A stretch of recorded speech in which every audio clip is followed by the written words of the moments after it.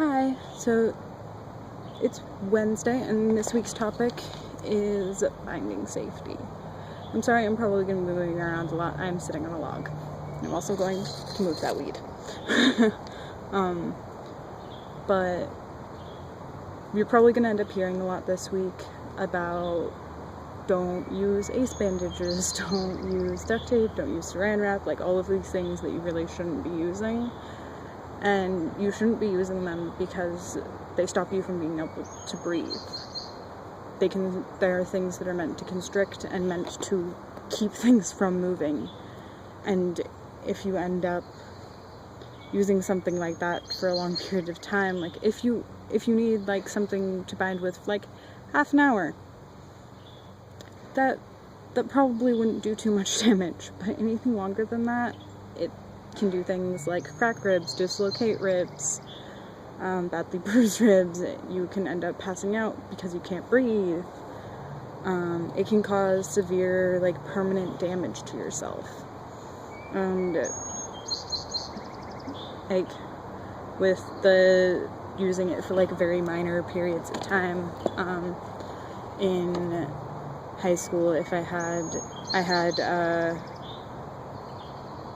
presentation thing for my lit class that we had to do. We had to act out a scene that we had written based off of the characters in a book, and was like a mock interview type thing, and I ended up playing one of the male characters, and I ended up using ace bandages.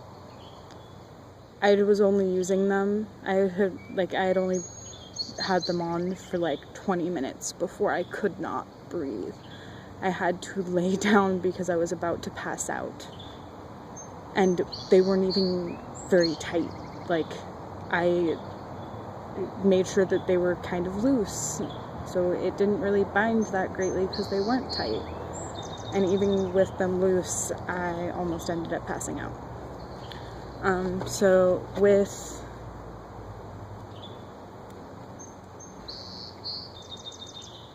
Sorry, I couldn't tell if it was actually recording for a moment. With things that you can do when you can't access some of the more expensive binders or good binders that you can use, especially now that it's getting into warmer months. One of the things that you can do is layers are your friend. And I know with warmer months you don't want to be putting on a whole bunch of layers, but like right now I have an extra tank top underneath this tank top that helps to hide like the awkward binder showiness on the side. And it is a little bit warm, but just that extra layer helps to make it so I can actually pass out in public while wearing a tank top. And that is not an easy thing to do especially for someone who, even in the trans community, I have a lot of people thinking that I'm just a butch lesbian. But things like layering, using like a tight-fitting sports bra if you have a smaller chest can work really well. It doesn't really work. It mainly only really works for people like in the A and B range and like very small C cup range. Any higher than that, and it really doesn't work very well. It can work a little bit, but it just doesn't do much. But with that, again, like doing layers, like patterns are definitely your friend. Vertical stripes work. Wait, is that vertical? Stripes that go this way work really well at like helping advert the eyes, like things like plaids and flannels and stuff like that help. Usually I'm wearing a plaid shirt, but it's over there sitting on the other side of the log because it's nice out. But like what I personally use, like when it's, since I actually badly injured myself like 7 or 8 months ago, it was back like during last summer, I ended up having to go to urgent care because I dislocated multiple ribs and did a lot of really bad damage to myself.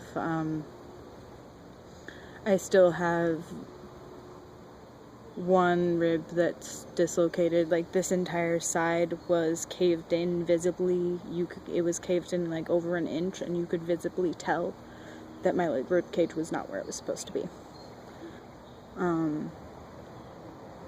And I ended up having to take muscle relaxers because it was causing severe muscle spasms all the way down my side, and was causing issues all up and down my right side, even caused more issues with my shoulder than I already had.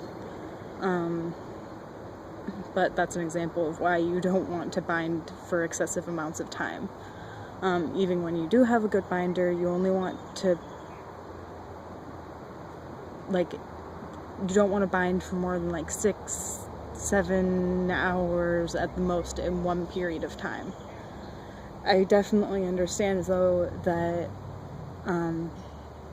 people are busy, like people who go to school and work and all of this. Sometimes you don't really have a choice but to bind for longer. But like when I'm in those kinds of situations, I'll just go into a bathroom for like 10-15 minutes, like however long I can, and just take off my binder, give myself a moment to breathe, to stretch, and then put it back on. Like when I'm at work, usually if I'm working a shift that's more than like 10 hours or more, I will take, like when I'm on my lunch, I will go and do that, just so I can be able to breathe and not have as many problems. If you do already have rib problems, don't get the long binders. Get a tri-top. Get a short one. Don't get one that compresses down through here, because those can cause a lot more rib problems. Yes, they make it so you don't have pudge, like they make everything look flatter, they make your hips look smaller, but they can be really bad on your ribs. I personally have 2 tri-tops from Underworks. One is very battered and destroyed, and the one I'm wearing right now I just got a couple months ago. I then also have a Velcro like tri-top thing that I got from lesloveboat. It is wonderful for the summer. I specifically got it last summer for the summer and for festivals and stuff like that.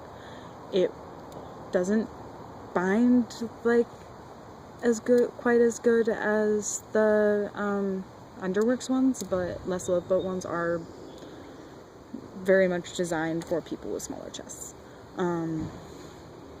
So they don't quite bind as well, but they aren't as warm as the Underworks binders, and they also help wick away sweat a lot better than Underworks binders, so they do keep you a bit cooler. Yeah, and I lost track of what I have and had not said, so I apologize for that, because this is probably getting really long, and I'm sorry. But this is a really, really big deal, especially, like, I have seen so many people end up in the hospital and end up really badly injuring themselves because of improperly binding. And binding for too long, and I'm one of those people, and I don't want to see that to happen to anyone ever. Like, I've warned so many of my friends to not do stuff like that. Don't be as stupid as I had been and have been, and yeah, I'll probably be that stupid in the future too, because it is really hard. Like, yes, I'm telling you all these things not to do, but I'm telling you because I've done most of them because I've done it. Like, it is really, really rough on your body. It can hurt you so badly, and it's just better to try and get something that isn't going to hurt yourself. I